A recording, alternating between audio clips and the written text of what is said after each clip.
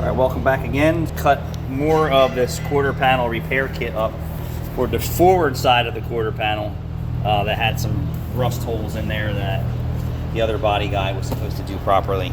So all the rust, all the corrosion holes that are through the body will be new metal. The only spots that I'm not going to put metal is up here.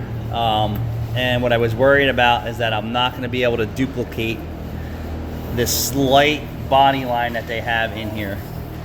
So what I'll do is I'll prep that. I'll probably drill these out a little bit. This way I know that I'm getting good penetration and removing as much rot as I can. Not sure exactly what I'm going to do there.